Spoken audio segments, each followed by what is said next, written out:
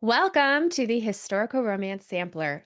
I am your host, Katherine Grant, and I am joined today by Lambda Literary Award finalist and USA Today bestselling author, TJ Alexander. Hello. TJ writes about queer love in contemporary and historical romances. Originally from Florida, they received their MA in Writing and Publishing from Emerson College in Boston, and now they live in New York City with their wife, cats, who you might spot in the background, and various houseplants. You first heard them last season on a special episode about book bans, and now they are back to talk fun things about their upcoming historical romance, A Lady for All Seasons. TJ, thank you so much for coming back to the podcast. Thank you for having me. I'm glad we get to talk about fun things today. Yes! So, A Lady for All Seasons is coming out this March. Correct, March 10th. What should readers know about it? So it is a sequel to my first Regency romance, A Gentleman's Gentleman, but you don't have to have read that to read and enjoy this one. A Lady for All Seasons is the story of Verbena Montrose, who has to find herself a husband toot sweet to get out of the from under the thumb of her pretty wretched family home life. And she very quickly concocts a scheme by which she will fake marry a gay man, a friend of hers, who is also a character that we met in the first book, Etienne, Taylor extraordinaire, who is now coming up in the world financially and socially. She feels very good about this plan until she is alerted to the fact that a popular poetess has been making thinly veiled allusions to the fake marriage plot in her popular poetry. So Verbena goes to confront her and discovers that this is a very hot person. And while they forge an unlikely friendship, Verbena is not aware that her new friend Flora is also uncelebrated novelist William Forsythe, a son of a minor noble family who also, because Flora cannot woo Verbena publicly in this other persona, William is shooting his shot. So it is a comedy of errors and misunderstandings and identities, and it follows our gang through Regency England and Wales. That sounds lovely. There's something Shakespearean about that plot in a wonderful way. I can't wait to hear and read it. So you're reading a scene for us. Is there anything we need Yes. to know? The only thing that I will say about this excerpt is that it's pretty far into the book. This is the beginning of chapter 5. So just to set it up, this is after Flora has made the arrangement with ATN to get fake married and has heard about Flora Whitcomb's poetry. So that's where we're at now. Awesome. Flora Whitcomb arrived at the Calliope late, but as she was always late, she did not think much of it. Luncheon had come and gone, which was bothersome. The cook they employed at the club was quite talented. She hoped she could wheedle a sandwich from him later. First, she needed a drink and some fresh gossip. As she handed her bonnet, gloves, and reticule over to the porter's tender care, she could hear the booming voices of her fellow members in the blue room discussing the latest news from Venice. There was always a good quantity of gossip coming out of Venice, or Paris, or any number of continental cities. Every so often, someone in the region even found time to create some art. Flora turned to the oval mirror placed just behind the porter's station and checked the fall of her chestnut curls. They were behaving for the moment, though the summer humidity would surely ruin their careful arrangement before the day was done. Fortunately, unlike most ladies, Flora could simply remove her hair when it needed brushing. She floated into the blue room, so named for its various settees upholstered in robin's egg velvet. A portrait of their society's founder hung above the mantelpiece, done in the most lurid style. Society was perhaps a generous way to define the little enclave. Membership was not strictly regulated to the upper classes. The artists and poets who found refuge in this club were both famous and unknown, high-born and low, talented, and suffice to say, the club welcomed all types. So long as a person's artistic credentials were apparent or could be vouched for, they had a place at the Calliope Club. The lax atmosphere allowed women such as Flora to appear alone, unchaperoned, and without fear. Miss Whitcomb, perhaps one fear. Flora turned to watch a man rise from his supine sprawl on a nearby armchair. His rosebud mouth stretched into a sardonic sort of smile. His gait as he crossed the room was a tad stilted, his limp barely noticeable in his specially designed boots. He was instantly familiar to Flora, though she could scarcely believe her eyes. "How lovely to see you, Miss Whitcomb," Lord Byron said. "It's been far too long." He took her hand and kissed it, his lips warm on the skin of her knuckles. Flora's mouth thinned. "My lord," she said severely, retracting her hand, "what on earth are you doing here? Last I'd heard, you were in Rome." "It was Ravenna, actually. Rome was ages ago." He tossed his head, his hair touched by candlelight. Several of the assembled guests, men and women alike, paused their conversations to stare. "A wonderful part of the world. God spared no expense when he crafted it." He feigned some interest in a trinket on a nearby sideboard, thereby noting the people all around the room who were taking note of him. He was the sort of man who was awfully impressed with himself, and always had been. Flora was wholly immune to Byron's charms, however. She was lucky that she did not feel any pull toward the great planet of his personality, though she did admire his work. Some of it, at least. His latest cantos were not as pleasing, in her opinion, as his earlier ones. "And you've decided to return to England at last." His departure some years ago had caused a stir, preceded as it had been by a string of scandals so lengthy that Flora could not keep them all straight. Suffice to say, Lady Byron was probably correct to be furious. Byron winked. "Don't tell my creditors I pop back for the summer," he said. "One longs for one's homeland after so much time abroad." He paused to take a glass of sherry from a passing manservant. "And I may have made some small trouble for myself in Ravenna, which desires time and distance to smooth over." Flora resisted the urge to roll her eyes, instead attempting to catch the servant's notice so that she might also have a drink. She failed to do. "I assume you must not be too fearful of your creditors, your wife, or whatever you've escaped in Ravenna, if you're telling me all this," she said. Byron gave her a knowing look. "Your assumptions, as always, are practically fact. A little fodder for your poems, perhaps, to be published well after I depart." He handed his glass of sherry over to her, eyes bright. Flora accepted it and took a sip. "Yes, a few coins in my purse, and as much attention for your clandestine visit to England as you can stomach," she said with dry amusement. "Honestly, my lord, will you ever be capable of doing anything without drawing every eye to you?" "God, I hope not," he said, and held out his hand to accept another glass from a different manservant. "Shall we seek out some privacy to test your theory? You could see for yourself how capable I am with only your eyes upon me." His gaze remained firmly on hers, the leer unmistakable. Flora's rejoinder came easily. "I believe I'll stick to collecting rumors. I have no desire to be at the center of them." "Well, please do inform me if you ever change your mind." Byron sipped his drink in his self satisfied manner until a slight buzz of conversation near the door caught his attention. Flora followed his gaze and saw, standing in the doorway, clutching a fine reticule, a woman with the most beautiful red hair. It spilled like licks of flame from its arrangement atop her head, a style that suggested careless abandon, but that Flora knew from experience needed careful work to achieve. Her cream gown was tasteful without being too ostentatious, cleverly trimmed to look expensive without actually being so. Flora's trained eye could tell. The men of the club, and the afternoon's gathering was almost entirely men, as usual, whispered to one another, casting glances at the strange woman. The few women feigned boredom, though their furtive glances spoke the opposite. The porter appeared beside the new woman, huffing and puffing as if he'd been delayed by some other task. "Miss Verbena Montrose," he announced, "bearing a letter of introduction from longtime members, Mr. and Mrs. Horace Chesterfield, who vouch for the quality of the lady's pastoral poetry." The whispers turned approving. Flora wondered how many of the men were recalling, as she was now, the tale of the midnight chase that had captured the collective imagination last year. This was the same Verbena Montrose who had been at the center of that, and all for the benefit, Flora was certain, of ensuring the Chesterfields' elopement was a success.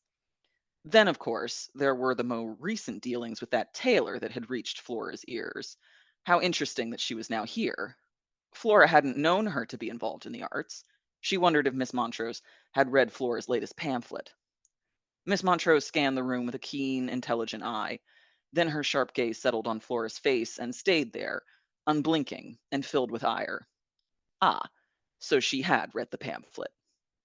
Flora weighed the value of an undignified escape through the window, but it was no use. Miss Montrose bustled across the room, hurtling toward Flora like a cannonball.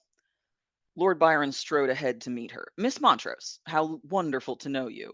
I am Lord Byron, though you are likely already aware. Miss Montrose made no answer and met his gaze not at all, which flustered Byron more than anything else. Flora would have enjoyed it if Miss Montrose wasn't still marching toward her with a steely purpose.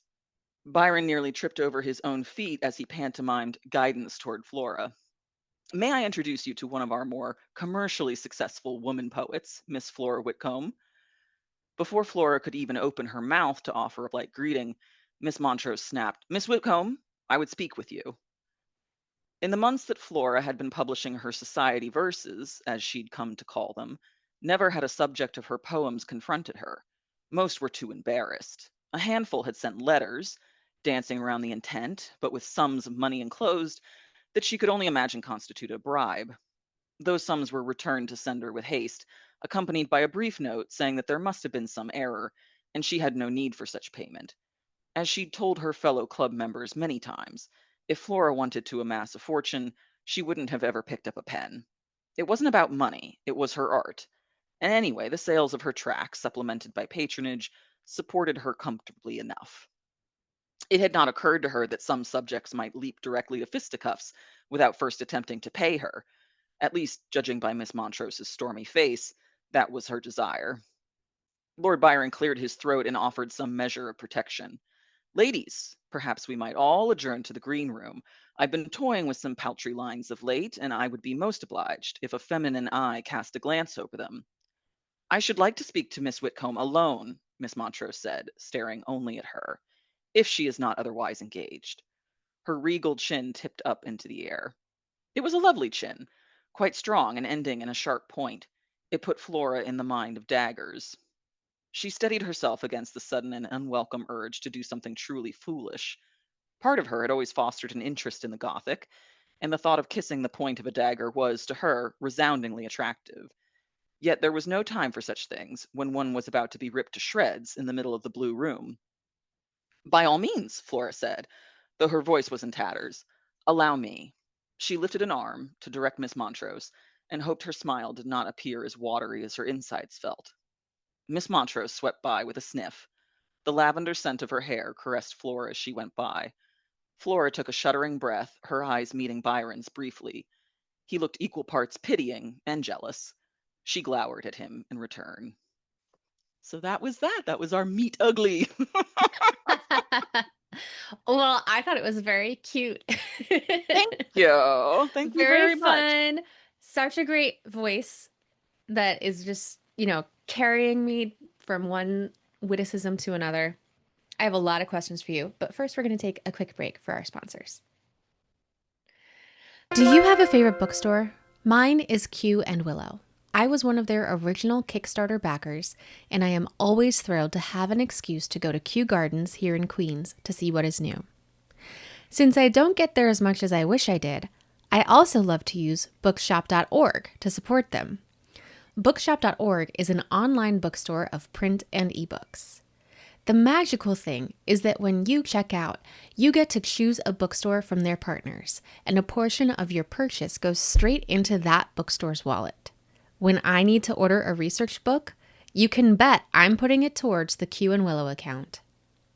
The Historical Romance Sampler is a proud affiliate of bookshop.org, which means if you make a purchase there after following the link in my link tree, the podcast also gets a slice of that money, which helps me do things like pay for my editing software. Check out my link tree for official shopping lists of books featured on each season of the show, and go book shopping to support your favorite indie bookstore and maybe your favorite indie historical romance podcast. Do you love to read with your ears? I've got you covered. The Historical Romance Sampler is an official affiliate of Libro.fm, the audio bookstore where every dollar you spend helps support indie bookstores. They've got a great selection of romance audiobooks that you can purchase or listen to with credits as part of a monthly subscription. Even better, I've created custom playlists featuring the Libro.fm titles that you heard here first on the Historical Romance Sampler. Head on over via the link in my bio to shop the playlists. And if you're signing up for the first time, use code HISTORICAL for an extra book credit. I'm back with TJ Alexander, who just read a sample from A Lady for All Seasons, which is out March 10th, 2026. Pre-order it now or go to your bookstore and get it. There was so much here. I have a list of questions that I prepared ahead of time, and then I had a lot of questions that came up just as I was listening. So Please, let's yes. start with the Lord Byron of it all. Let's do it. Let's do it. Let's get to him. Let's get right down to him. Yeah, what do you want to know? How was it to add a real historical figure into your work? What was your approach to that? Did you do a lot of research? Did you just go from, what he's given us in his writing? And then also, how do you feel about Lord Byron as a person? I mean, I think, yes, it was, first of all, crazy for me to put a real historical figure in this book, because in A Gentleman's Gentleman, the first book of this duology, I really was trying to kind of create its own little world separate from, I didn't do a whole ton of research, really. I didn't feel married to historical accuracy in a way that I felt was not going to serve the story. I had a real chip on my shoulder about that in particular, because so many Regency romances in particular, but historical romances in general, like a lot of that historical accuracy that these romance novels have are kind of genre conventions that were invented by like early 1900s novelists who were sort of reviving the Regency era as a romantic setting and kind of just wholesale inventing things that they thought were like cool. A lot of the stuff about the Regency era and the aesthetics of it and the famous works of Georgette Hare and her contemporaries were just really just fantasy, and we're also coming from a place of deep bias and racism. So I was really trying to do something new. But then when it came to writing this book, I think Lord Byron was like just a very brief, like I put him in the pitch as a joke almost. I knew that my editor, Anna Kaufman at Vintage Books, like we have sort of a similar sense of humor. And I was like, and wouldn't it be funny if also like Lord Byron was there for like a really funny, like quick cameo? And she was like, oh yeah, that would be really funny. Like, yeah, okay, I love that. So the scene that I just read was what was supposed to be the first and only like end of like that we see of Lord Byron. And somehow in this book, he became a real supporting character. Like his role kept just growing and growing to the point where I was like, oh, well, like logistically, I need someone to do this. Well, it's gonna be Lord Byron, I guess. He's already there. Like, let's have him do this. I need someone to like connect these, red strings to make their character arc make sense. Who can they have that conversation with? Because they can't be honest about what's happening with any of these other characters, because that would spoil the whole plot. So Lord Byron was like stepping in for a lot of these like moments where I was just like, God, he is doing a lot of heavy lifting here. I realized that like, oh God, he's a much bigger character than I thought he was going to be. So yeah, I read a lot of his writings, a lot of his letters, especially, Hmm. which are very interesting, like sort of looks into, I mean, not just his life, but just how things were done and communicated in high society, someone of his stature.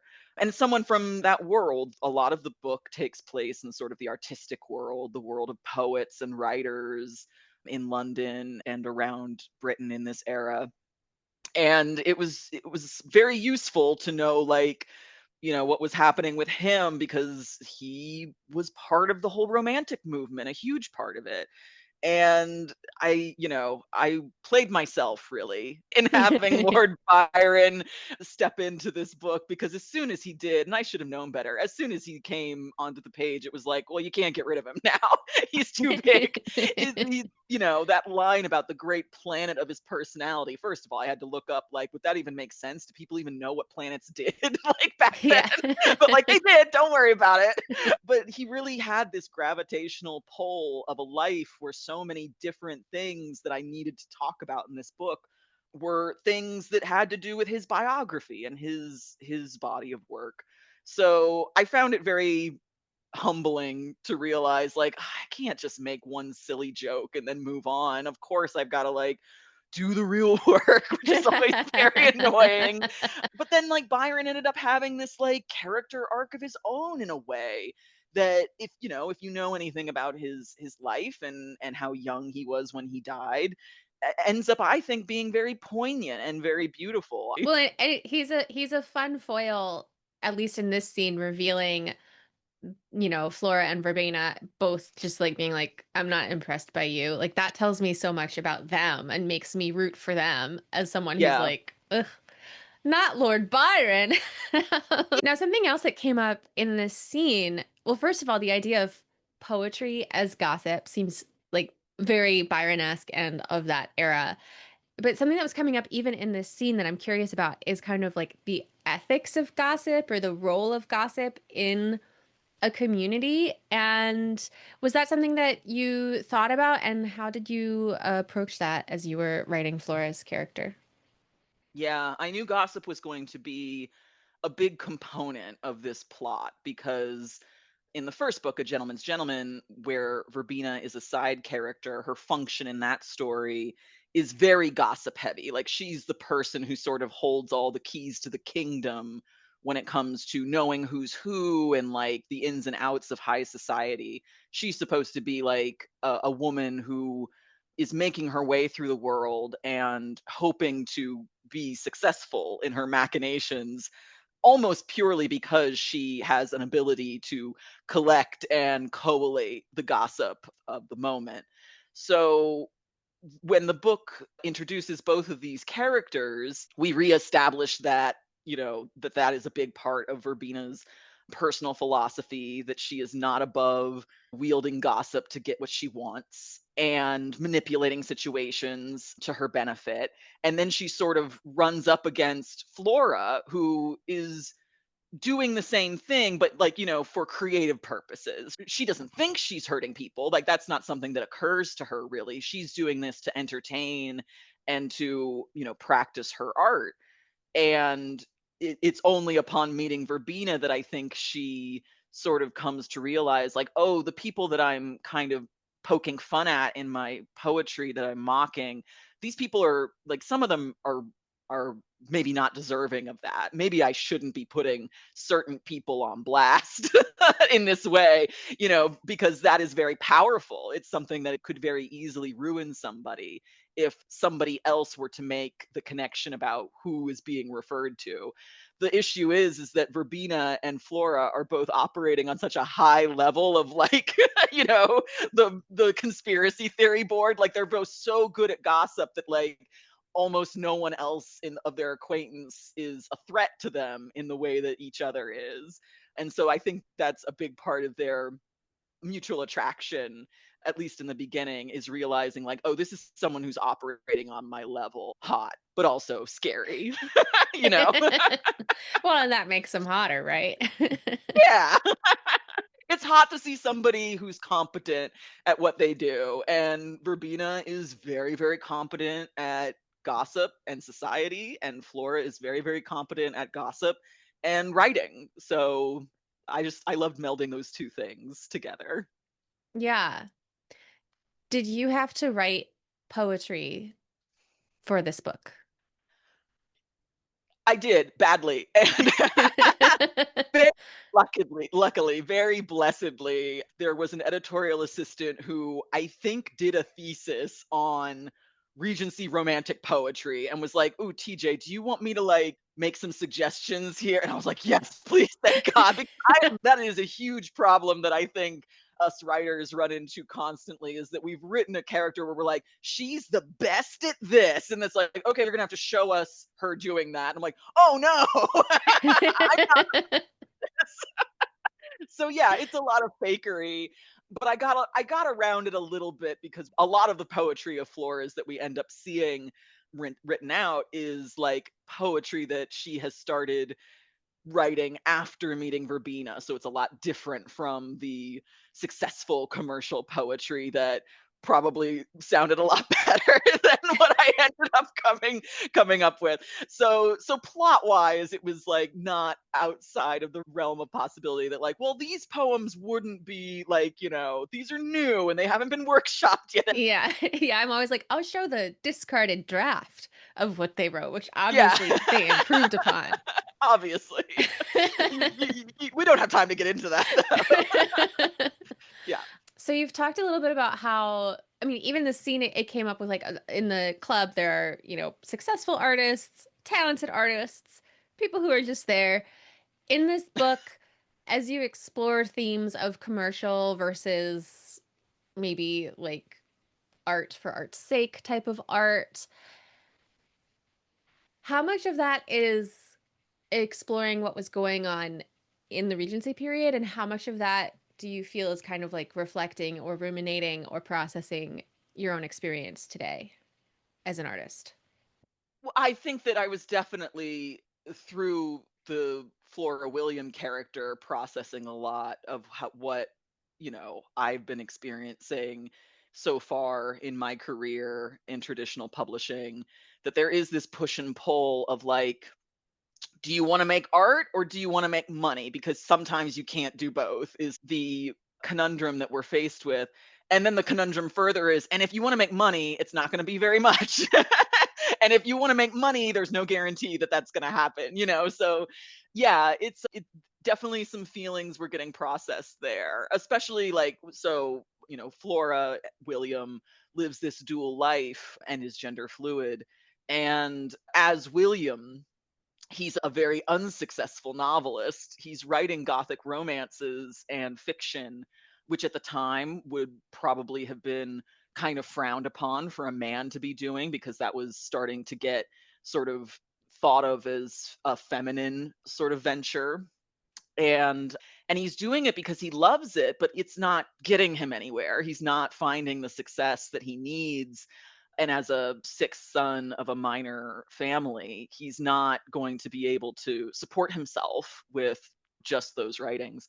So when he starts publishing poetry under Flora's name, and that becomes super successful, he's sort of faced with this conundrum of like, he wants to produce art, but she also like, has to make a living. So like, which are we doing? And is there a way to do both? And then like, she ends up focusing on the poetry as it's the more successful creative venture, and but sort of feels like that there's a missing part of her, in that William sometimes has to take a back seat in life. She becomes the sort of persona that is taking the forefront at their club. She's the one that becomes the member there, not him, because I think, as he says later, there's no point in paying twice the dues for just one person. Like, which is so real. So real. That man has bills, you know what I mean? There's a dissatisfaction at points that Flora experiences where like, it's not exactly what she wants to be doing all the time with her life. She's trying to find a way to have it all, right? And it's really difficult in that era and in the current one. Like, it's never been easy for artists to survive, and we're working through some things because we could not afford a therapist when we were writing this draft. Well, now it's time to move into Catherine's quick questions.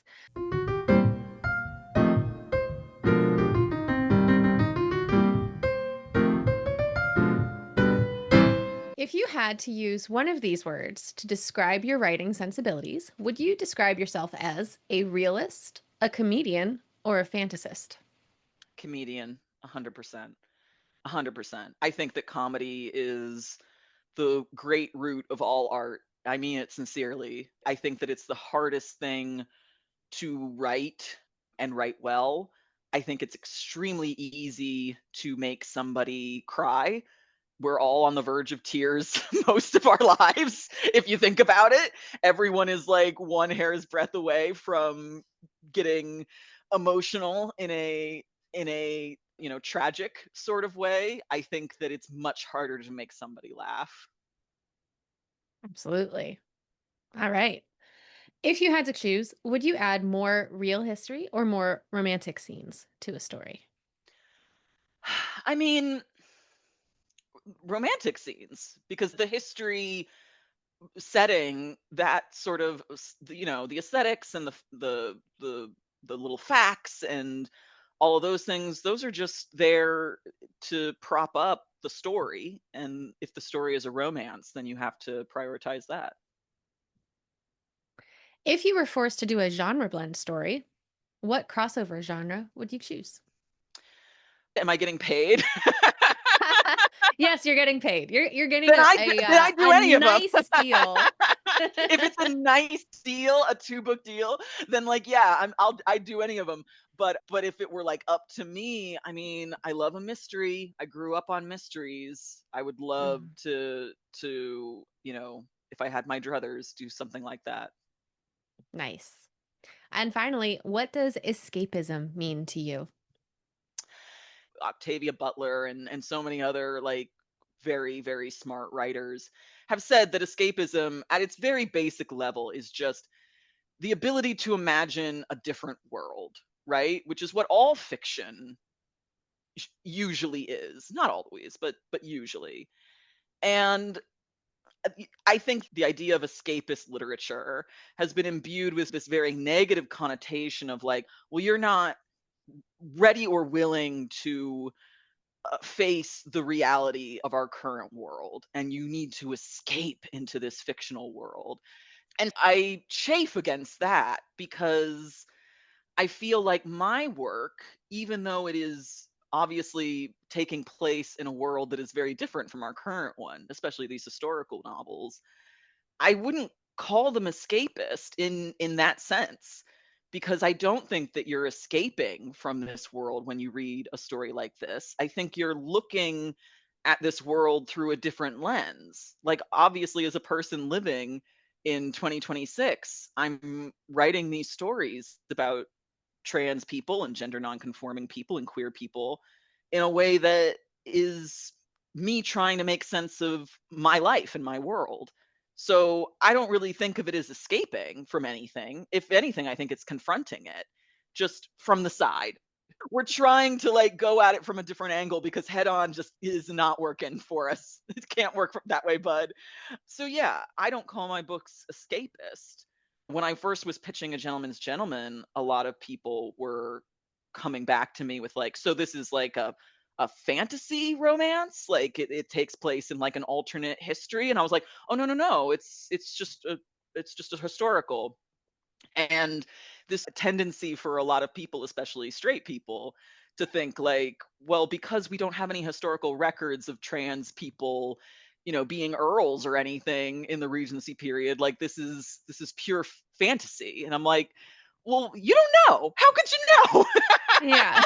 I'm making it up. That's the whole point of fiction. Why do we have to have historical documentation to support our thesis statements here? That's not what I'm doing. Lovely. I think that's really well said and interesting. So thank you for that. Thank you. All right. Well, unfortunately, we have to wrap up. Where can listeners find you and A Lady for All Seasons, as well as your other books? You can find me on the internet. I'm on Instagram and Blue Sky and Tumblr for whatever reason still at TJ Alexander NYC, and my website, tjalexander.com. And you can find all my books there. TJ, thank you so much for coming on. Listeners, I'm going to put a link to TJ's website and books in the podcast show notes so you can click on through there. And TJ, thank you so much for coming on. I really appreciate it. Oh, thank you for having me. That's it for this week. Don't forget to subscribe to the Historical Romance Sampler wherever you listen, and follow us on Instagram and YouTube. Until next week. Happy reading.